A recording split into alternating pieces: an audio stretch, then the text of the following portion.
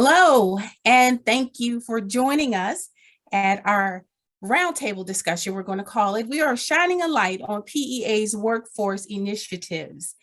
We are so happy to have you.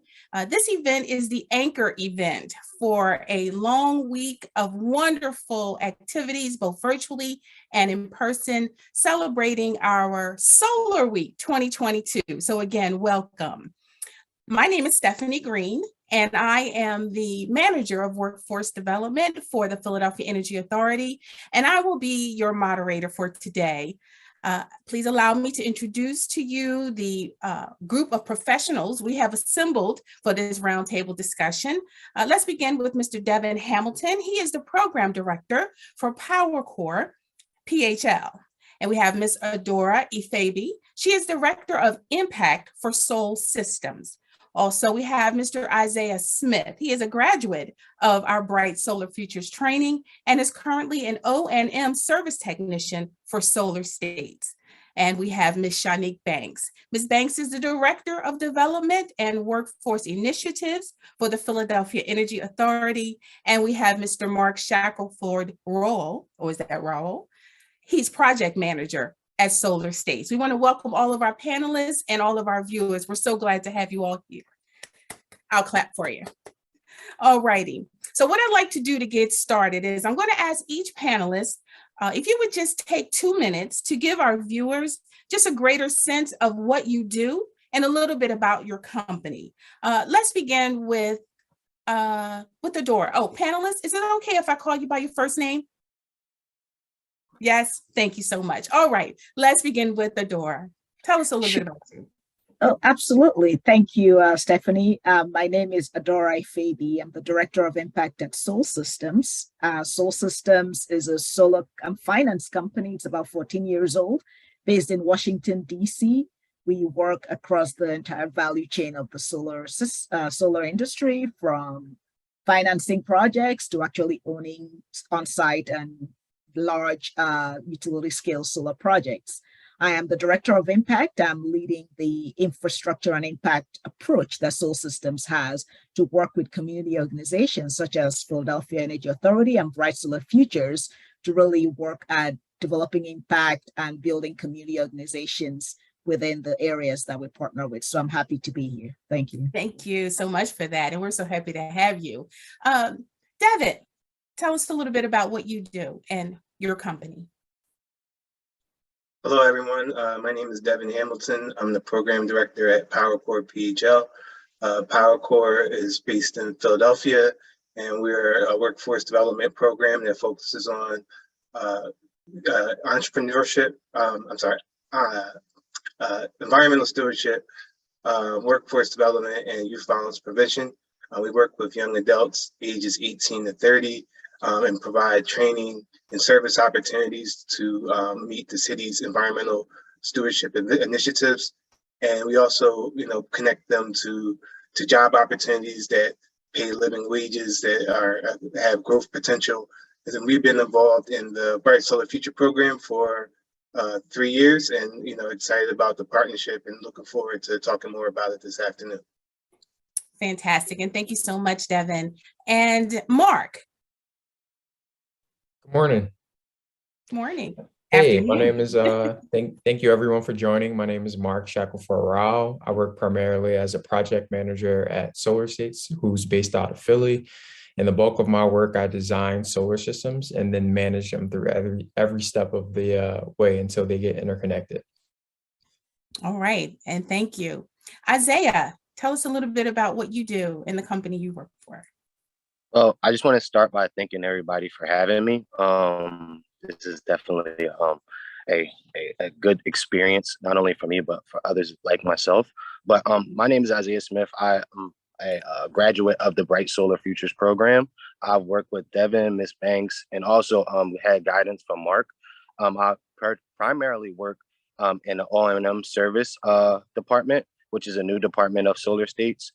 We work basically on older systems that have been installed throughout the years, and we fix them and troubleshoot them whenever they go down or whenever they have different issues. So that's basically what I do. I'm always learning pretty much every day, just because I just graduated from the program. But this is definitely a good experience for me. But thank you.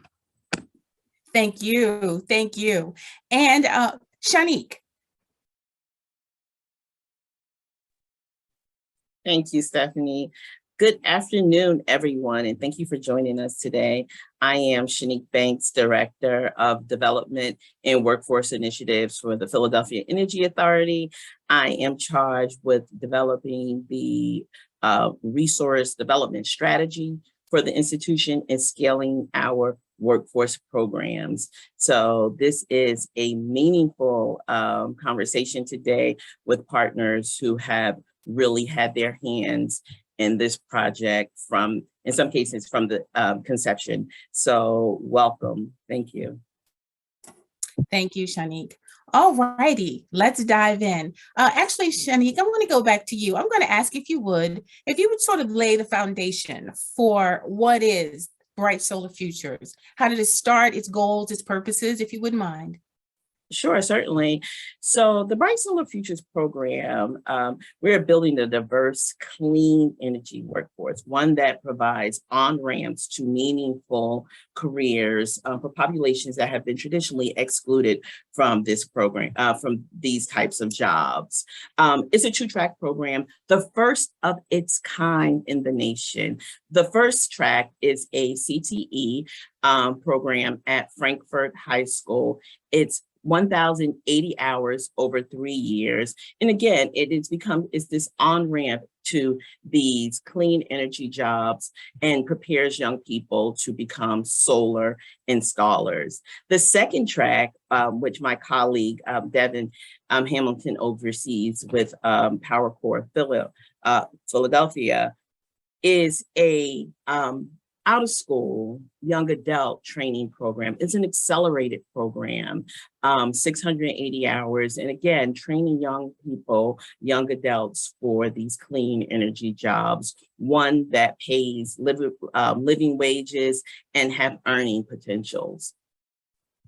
Awesome. Thank you so much for that. So then my first question, panelists, I'm going to ask you to give me, each of you to give me one thing that you would say makes this solar training, BSF solar training, different from other training programs.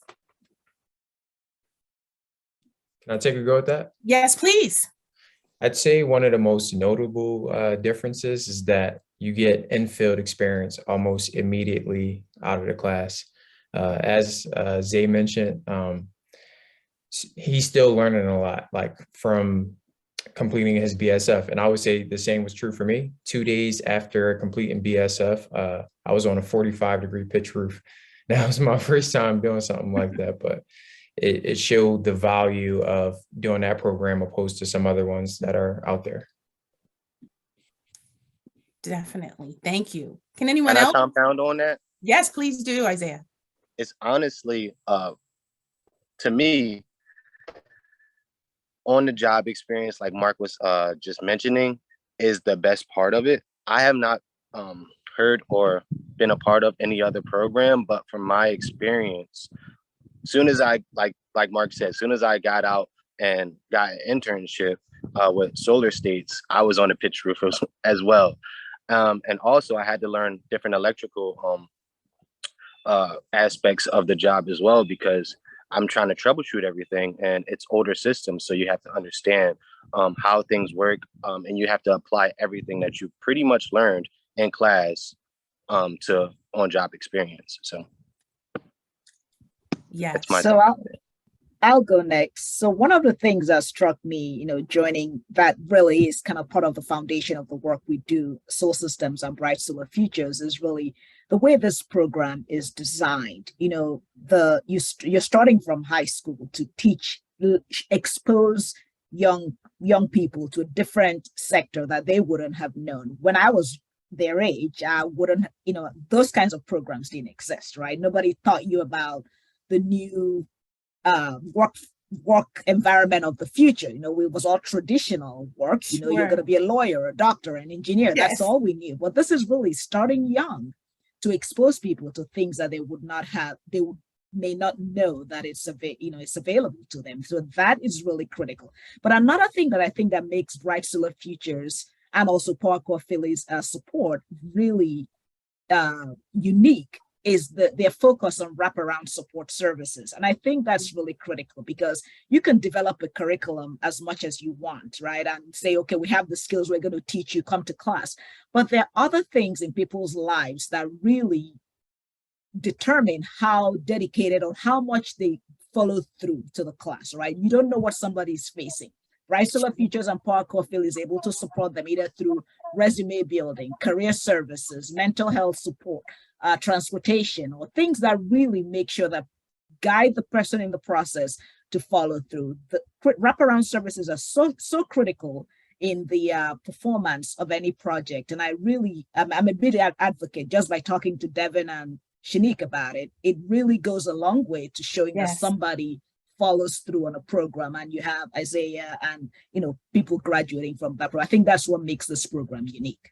Excellent point. Yes. Anyone else want to chime in? Yes, please. Sure. I definitely want to follow up with Adora's statement. I agree. At the Philadelphia Energy Authority, we have this model where we keep our cohorts small. So it's small, low volume, high touch. That's a lot of wraparound services, a lot of work supports, deep individual skill development, right? Smaller cohorts, more one-on-one support, right?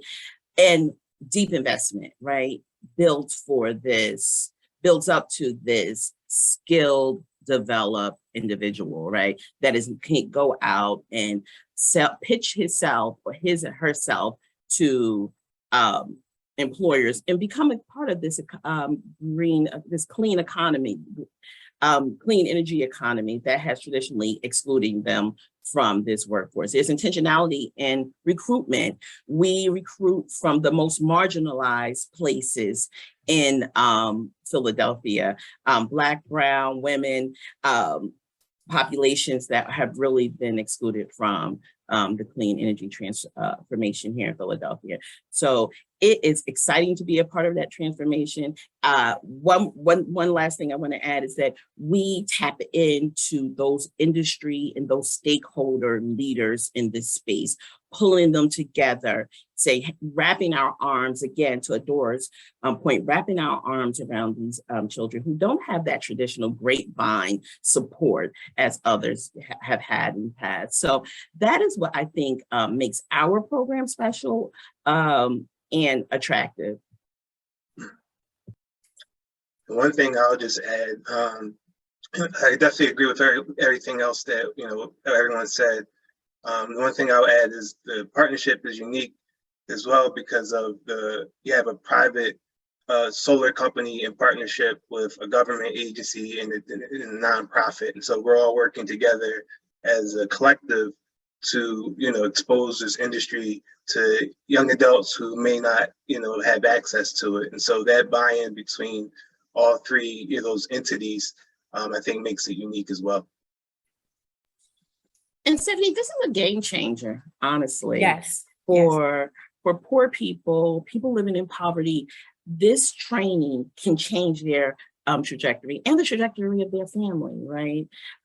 Giving people portable, stackable credentials and that earning potential, we're changing the lives of people that come through these programs, and they are becoming our biggest recruiters and marketers quite naturally. Word of mouth, the best recruitment effort ever, best marketing. So we do have examples of individuals who are success stories. We have one on our panel right now. And so it's a great segue to talking about what is the most challenging issue related to clean energy and workforce development. Like, what are we facing in our individual day-to-day work experience? What's the greatest issues? Is it inability to get people to work after training? Is it the populations we're serving? What are you guys thinking on that topic? One thing that we did this year, I've been with the Energy Authority a little over 10 months now. And one thing that the authority is great at doing is really learning from those best practices and lessons learned during previous years and from other programming. One thing we learned was that we had to bring employers in early, right? Start to make those connections so that folks can see themselves at these institutions, right? Representation matters. And when you can't see yourself in a place, you're less likely to go and apply, right? You feel excluded. It doesn't feel welcoming, right? Not to say that it's not. So we started early on with bringing in those employers and having just some conversations. These are the jobs that are available. Having industry leaders come in and talk to participants and say, hey, you don't just have to do this. You now have the vocabulary, the language to talk about this work in a different way, right? And really having folks see themselves, young people see themselves in spaces where they have been traditionally excluded. I think that that was a challenge that we were able to address and say, right away from a workforce lens, that you have to start to mesh those things together. So that it continues to be something that we chip away at. It continues to be something that we build out, bringing more employers in a very intentional way. Again, this is the biggest growing sector here in the Commonwealth, and we are committed to developing a diverse, well-trained workforce. Definitely want to compound on that. I think some of the biggest issues and some of the things that I feel have been able to be seen is mentorship. Mentorship is a huge aspect, and being able to see somebody in an industry that you're trying to get in that looks just like you is difficult at times. I think actually, like, it was, for me personally, I was able to see Devin, Miss Banks, and then I came to a company where Marc, who I also saw on like YouTube channels and through like Solar States, the videos that they put out, being able to see those people and having a direct mentor to younger adults is a huge thing in any industry that you go into, especially something that is growing. But I thought that they did a great job at, fast tracking us to different mentors and putting us with people that we can be able to speak to that have those experiences that we striving for right now. Awesome. Yeah, I'd like to add to that, and it's a very valid point that both Shonique and Isaiah raised. It's really about not knowing, right? One of the challenges is not knowing what's out there, and the only way you can know is, if somebody exposes that to you. I personally did not start out my career, and I don't know how many of us here started out saying we're going to be in the energy industry. It just happened by chance, right? We take all this we meander through our career, and fast forward how many years later, that's where you were. And that's what usually happens to many people. But what makes this the challenge here, and this is what Bright Solar Futures is trying to do, is trying to look into the future and bringing people along with them, saying, hey, this is where we're going. Let's expose these youngsters to it, or youth, so that they don't have to really meander and take all that time to get to where they're going. You can make that decision sooner, or rather than later. And I think that's what the challenges are, is trying to make sure that you're exposing people, and also forming partnerships that of organizations or governments that support the vision and the idea. And this is where we come in with, the partnership we have with Devin and PowerCorps PHL and Bright Solar Futures is, we understand that the clean energy transition is going to happen, that, it could happen slower, it could happen faster, but it is happening. We're not going to stop it. But so how do we ensure that communities are not being left behind, individuals are not being left behind, that everybody is benefiting in some way? It's not a question of, we're going to put solar on every roof, or we're going to put EVs in every house. No, But there are many ways we can ensure that this clean energy transition happens equitably and that communities are not being left behind, especially those who have been historically underserved, under-resourced, marginalized, as it will. And then it's all on us to make sure that workforce development efforts are not leaving community. Give people choices, right? It's available. Yes. The choice is there. This is an industry that you should be exposed to because there's livelihood to be made. There are people who look like you. Representation matters, whether it's women, whether it's people of color, whether it's people from your rural areas, whatever it is. Make sure that you're bringing communities along. And I think that's some of the things that we're trying to address at this point. Yes, thank you. You guys raise so many great points.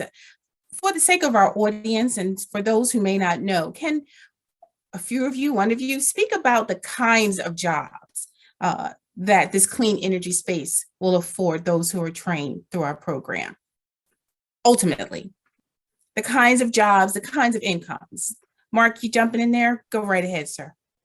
Yeah, one of the reasons this is one of my favorite questions is because since I've entered the industry just like 3 or 4 years ago, I've probably had a total of 8 to 10 jobs. And what I'm seeing is, like, as this become more of a national trend as solar companies grow, is not always specific to the installer role, which is a great starting point, but there's so many different opportunities with technical analysis or like permitting or O&M, and they pay pretty decent and above like not only the city average, but what the national average is for average income. So I didn't guess like this will be my career going into the BSF program, but one of the reasons it stayed my career is because the amounts of like leaps and bounds I was able to do from like an income perspective. Fantastic. Anyone else? Through sure. Yes, please. Oh, Devin, I think Devin, you can go first. It's okay. I was just going to say that the skills that people are learning are transferable as well. So they're not, they're starting out as installers, and some individuals are going into electrical union and going, becoming electricians, and so I think people are going within this industry are going different directions. And as Marc said, there's just a lot of opportunity once you are able to get in to grow and kind of choose your path on what you want to do. And we're kind of seeing it now. It's a cool thing where we're seeing now that Bright Solar Future's been around for a couple of years now. People are moving into higher level roles and are part of this network, and they're helping people who are in the training kind of get in. And you see like a Marc now being a mentor to Isaiah. So it's a great thing to be a part of. And then there's the other jobs. So we know we have the installers, but what about those jobs that feed the industry? Suppliers, salespeople, all of these are options. Is that correct? Would you guys agree with me on that? Absolutely. And one underestimated area that I think will grow a lot in terms of the next 2 years that a young person or someone entering the industry should look out is manufacturing. So in a recently passed IRA bill, the Inflation Reduction Act, there's a chance where homeowners or business owners can take advantage of the 10% additional tax credit if they use domestically manufactured equipment. So what's going to happen, or what I think is going to happen, is a lot of companies are going to start building solar panels and other kind of solar tech care. So if you like engineering or you are interested in supply chain, that's definitely an area you want to be looking at. And to piggyback off of what Marc just said, there's actually a pathway, at least, that feeds into solarization, right? There's some places as you're trying to put solar on a roof, and there's some structural issues in the housing, right? So that's where, and I know there's another program that Philadelphia Energy Authority works on, but you're looking at structural repairs. So you can even go further down and say there's also work for young people to learn that may not necessarily be right away you're touching solar, but you're feeding into the solar industry because you're working on critical and health and safety home repairs, energy efficiency and weatherization, and electrification. And then you're helping to get those buildings ready for solarization. And you're feeding that pathway. So that's one way as well. And going back to the Inflation Reduction Act, there's credits that they've been raised, credits for efficiency, residential energy credits, energy efficiency credits that are also, as people hopefully want to weatherize their homes, it opens up the door for more energy auditors or energy installers. And that's actually I guess I'll say the outdoor work, if you will. But think about in-house, inside the office. There is an opportunity for somebody to do the accounting work for a solar firm, right? There's some opportunity for you to do the auditing or so there's many ways that you can find yourself in the solar industry. And I think just making sure that people know that that world exists, that you can even transfer your skills. I think getting transferable skills is also really helpful to make sure people are exposed to various parts of the industry. Yes, absolutely. And so we want to make sure that our ladies as well as our gentlemen know that this industry is for you, because there's a wealth of opportunities. And we're talking about positions depending on what you're doing that can range anywhere from $18 up to $20 to $5, $30. As your experience grows, you can earn an incredible living. And so therefore, college is not for everybody, and that's all right. You can learn about this industry that is booming and be a part of it. And we're so glad to be able to touch it and be impactful as we grow in Philadelphia. Does someone else want to add to that before we move on? Can I speak on that really quick? Yes, please do. I know me and Mark, actually, I believe Mark, last time I spoke to him, I believe both of us have a degree, but honestly, for me, it was kind of difficult to find a job within the clean energy space. That's my story personally. I have a degree. Yes. It was kind of difficult to find like a really good paying job in the industry with experience, and just being able to get the foot in the door, just to speak on that question that you had, just to being able to get your foot in the door on within the industry is the start. And that's for anybody with any type of experience that you have. They have high schoolers, they have people with degrees coming in, and just being able to figure out what path you would really like yourself to go into while you get your foot in the door and get that experience that you need is the start. That's definitely the start. Awesome. And I think Adaora and Devin really brought it home. Those partnerships, those and Isaiah, that mentoring, that exposure to these different career tracks, right? It's vital for folks who have been marginalized in this space. So the Philadelphia Energy Authority is committed to scaling these programs and really sharing it with other districts, other training institutions in PA, and the nation as a whole. We are having a virtual rollout of our Bright Solar Futures program on September the 16th. And we're just going to talk about, have this roundtable discussion about the Bright Solar Future, the development of the curriculum, and we're giving it away. Whomever requested, we are sharing it with people because this is how important it is for to us to be a part of this clean energy transformation, not only here in Philadelphia, but nationally.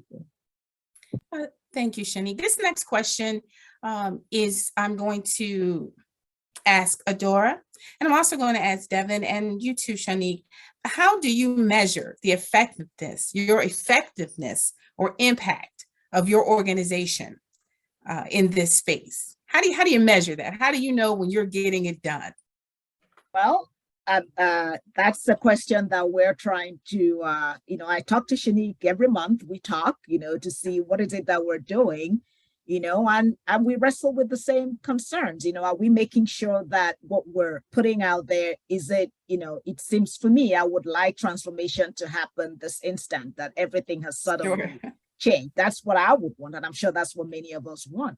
But we know that this takes time. You have to plant the seeds and you have to grow it. So if Shonique tells me, with this funding that you contributed, we were able to do a summer program that we hadn't done before, I'll take that as impact, right? So yes. That's the impact I'm going to take this year. Next year, it could be, well, we were not able to do X, but now you've contributed this funding to us, and it allowed us to expand the cohort. And Devin could say the same thing too. Maybe somebody wanted to join the program and they could not because of childcare services or transportation, and the wraparound support that we provided was able to bring them in there. I will take that as impact. So the more people were able to, obstacles, I would say, or challenges were able to help address, the more people that Devin and Shonique can bring into the program, the more people they can expand, and I'll take that as an impact, and our partners will also see that as impact. So that's how I would measure impact.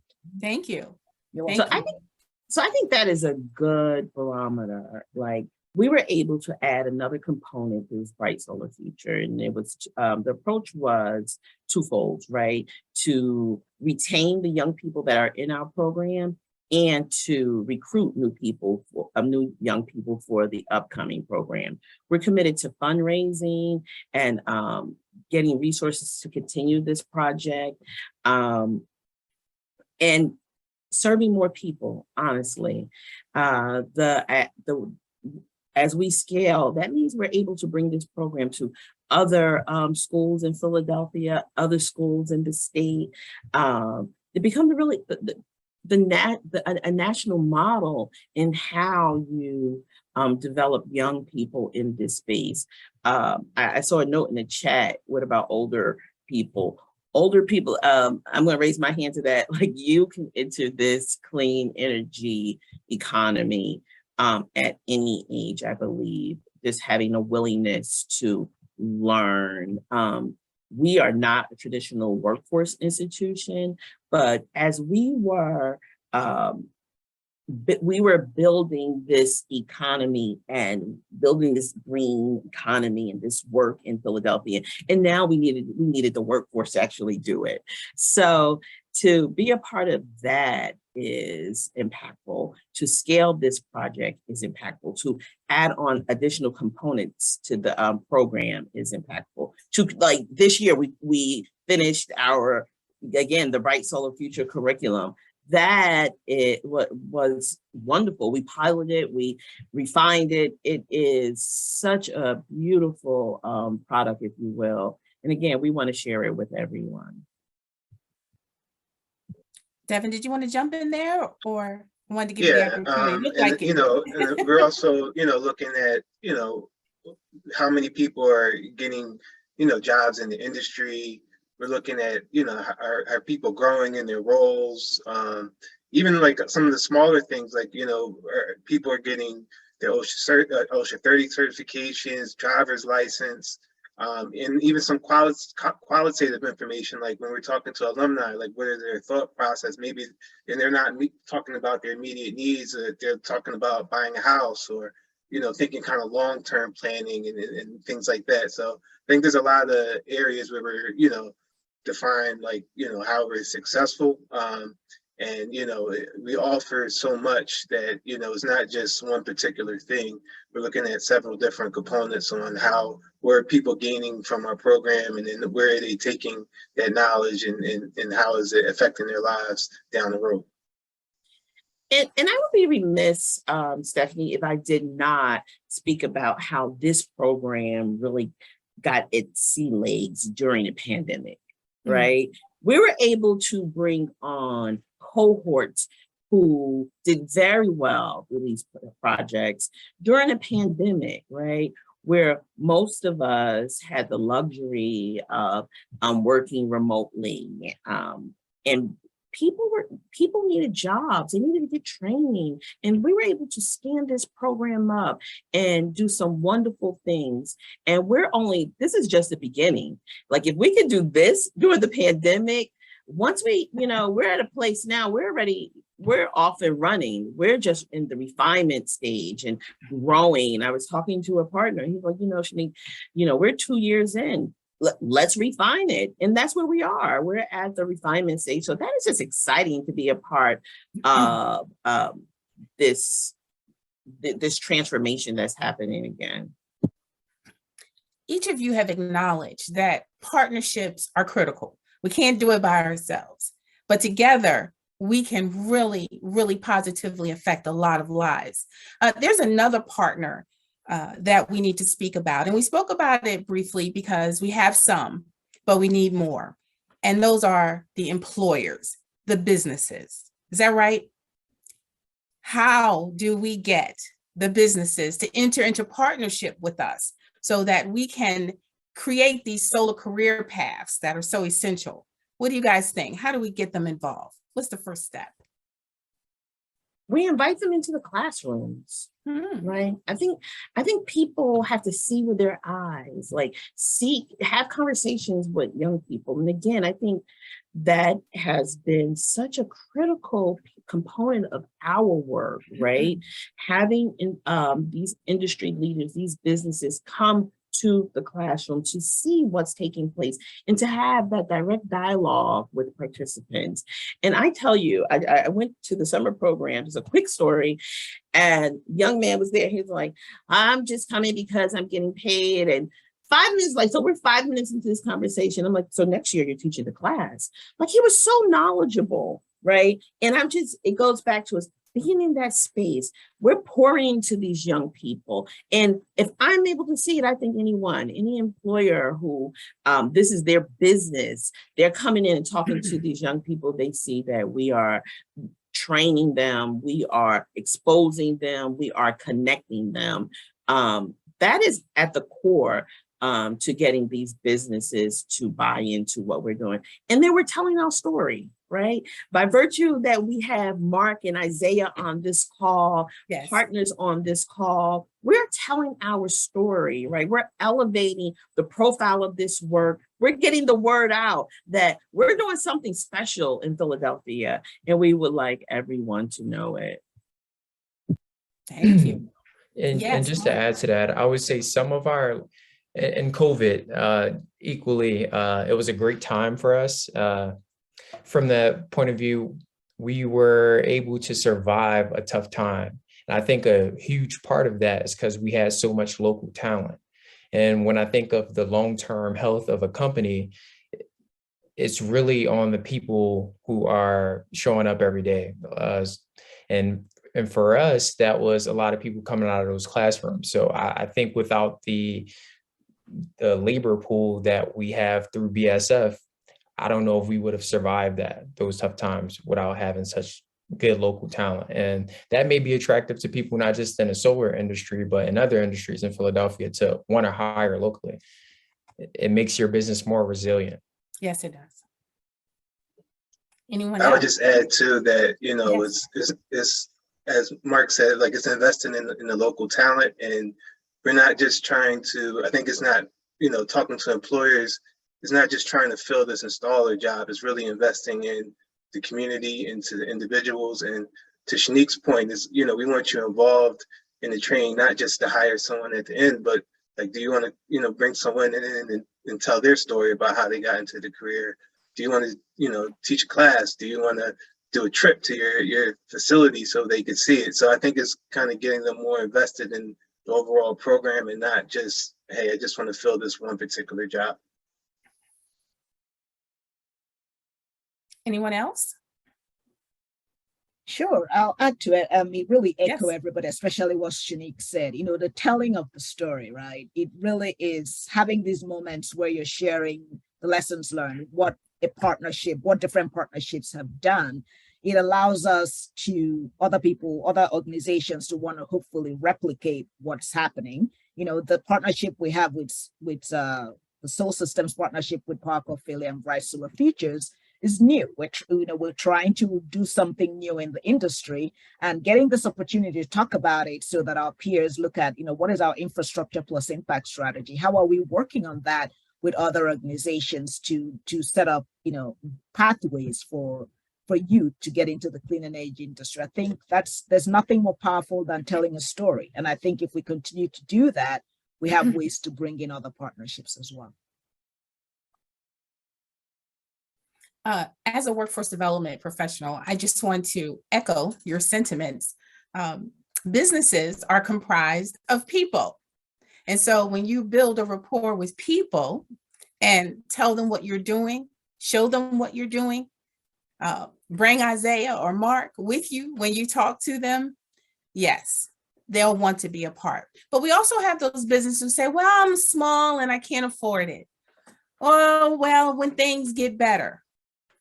And what I'm also hearing is, I love what you guys are doing, because this is an opportunity to bring someone in and train them the way we want it done here. So we just have to be diligent, because in order to be ultimately successful moving forward, we have to get more and more of those businesses engaged. Agreed?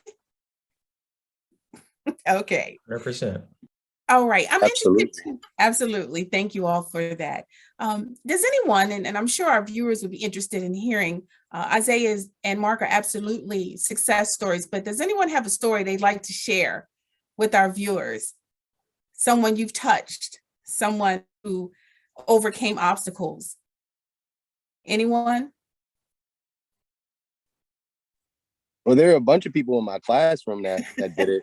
And just to pinpoint on that point that you guys were making earlier, through COVID, I will say I'm a pandemic graduate, honestly, because half of the class time we were on Zoom, but we needed that experience within the industry to understand it, and that's face-to-face experience. I think the Bright Solar Future program did a great job at understanding that and finding different solutions on that as well. But to pinpoint the people that overcame those obstacles, a lot of people lived all the way across the other city. Sometimes they had to come and figure out ways to come to their internships, come to class. And yes, we had a great amount of students that were able to pass the class and get internships at places that they really wanted to. And I'm definitely one of those individuals. But I wanted to highlight my classmates that were there, because some of them don't have the same opportunities that I have and don't have the same type of experience that I have. And they were able to persevere through a lot of those situations and come out on top, I would say, really on top. That's exactly what I was looking for, because that's what it takes in any industry, in any career. You have to get through the tough stuff as well, right? And then you come out shining like Isaiah and Marc and others. Would anyone else like to comment on that or share? Year one is the hardest. Why do you say that, Marc? Year one is the hardest. If you can make it through year one, it's going to be greener pastures. And my first year of being in the solar industry, I think I was 25 years old. I was at a point where I switched careers. It was like a lot of uncertainty there. 6 months into it, COVID happened, and we were furloughed for 3 months. As soon as I got back into that role, we had some turnover and I was pushed into another role. It was super scary. It was a lot of uncertainty, but like my willingness to stick with it and get the certifications and put in the extra hours and make the connections is how I'm able to do a lot of the stuff that I'm doing now. I'm actually traveling. I'm doing a solar tour of the United States right now because my job allowed me the flexibility and the support to do those kind of things. But if I didn't make it through year one, I don't know if that would have been the case. Oh man, Marc, you should have told me. I would have went with you, man. Got you on the next go. Excellent, excellent.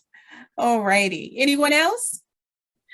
No, but it's really stories like this, Stefanie, that propels us to continue this work, right? Knowing that we are changing lives, right? One person at a time, and thus changing communities. And that's really what the work is about. So I can listen to the participants all day long. We visit sites and we're just sitting there just listening to folks tell their stories, talk about their development. And it is definitely amazing. So thank you. Yeah, and Marc and Isaiah, I'm sure hopefully we'll get the chance to say, but I'm really floored to hear your stories and really proud of both of you and what you're doing. And I don't know. And this is the things that I always ask Shonique. Anytime we have a meeting, it turns into some kind of philosophical session. What can we do on our part to make sure that we can instill this dedication, perseverance, exactly what Marc just said right now? How do we get somebody to see the world through his eyes, the way he saw it, and said, if you stick with something, this is what's going to happen. Challenges, this is how you overcome challenges. So I think what we can do on our part, Shonique, is, try to elevate their stories. Any opportunity we get to push Marc or Isaiah out there, or Devin, to talk about, this is what we're doing. We need to have people who can see them and say, if I can do this, yes, because people aren't going to do it for you. Unfortunately, we live in a world where the pie seems to be shrinking, and we think that it's a dog-eat-dog world when it shouldn't be. But we need to do these kinds of things and say, okay, this is what I was able to do. You can do it, and this is how you can do it. So congrats to the two of you. I'm really proud to be here with you. So amazing. Amazing. I'm proud as well. I'm proud to be in the industry, and I can hear the passion from each of you. We're not doing this because we can't think of anything else to do with our time. Is that right? We're here because we believe that we can help somebody do better in their lives and ultimately set an example for those coming behind them and educate those who are at home while I'm going through school. What are you learning? What is this? What is that? And then everybody is elevated. It's amazing. In its simplicity, it's amazing. We are coming down to the last 10 minutes of what we're calling our roundtable discussion. And what I'd like to do is give each of our professionals, panelists, an opportunity to maybe make a closing remark. Is there something that you would like to share that perhaps you have not spoken on it up to this point? Now is that opportunity. Anyone? I just want to say sorry if I interjected anybody, but please do. Go right ahead.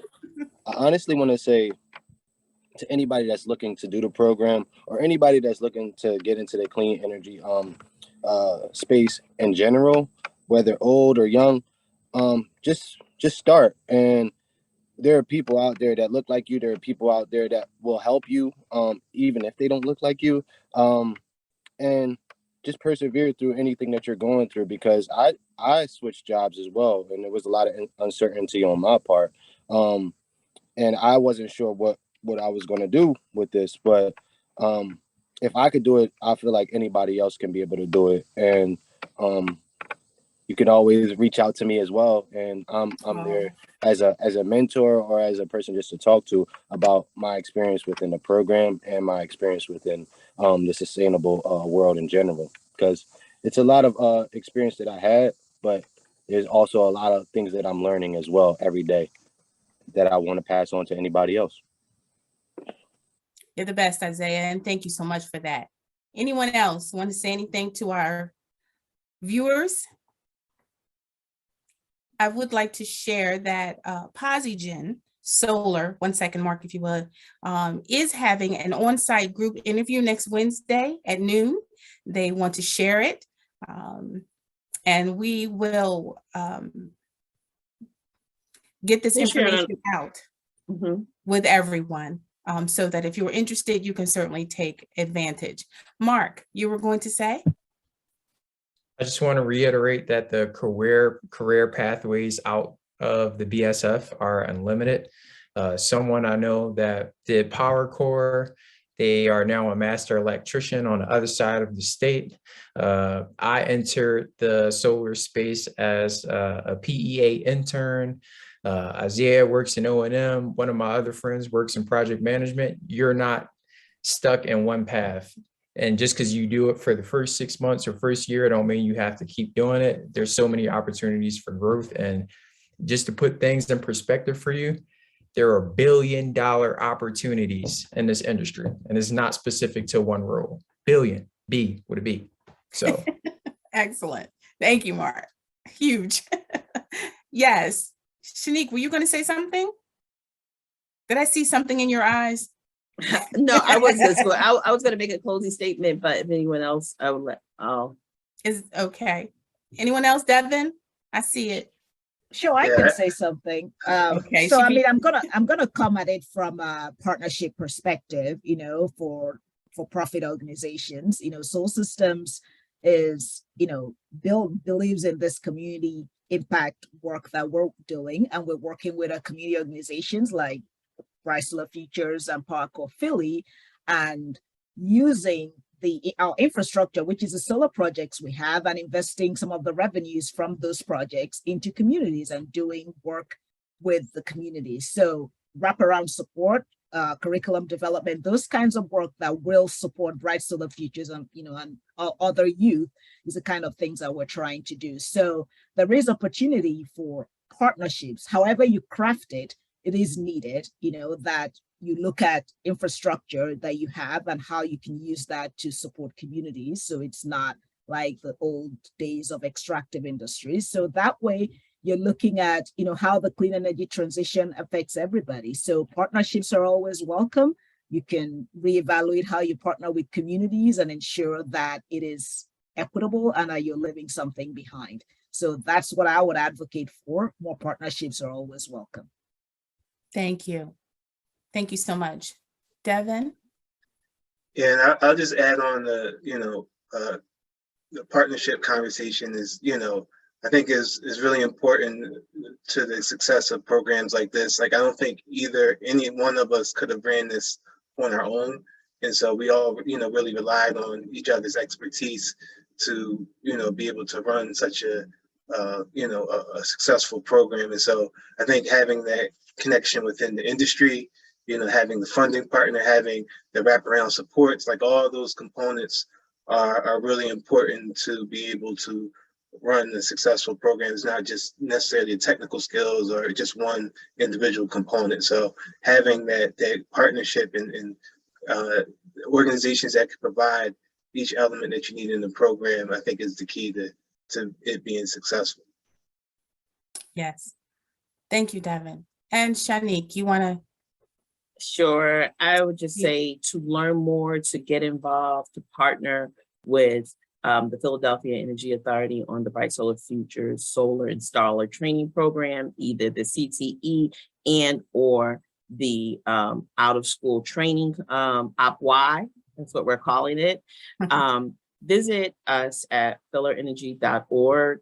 Connect with us on Facebook, LinkedIn, and we are more than happy to welcome additional partners, stakeholders, industry leaders, funders, and participants to be a part of this amazing program. Thank you.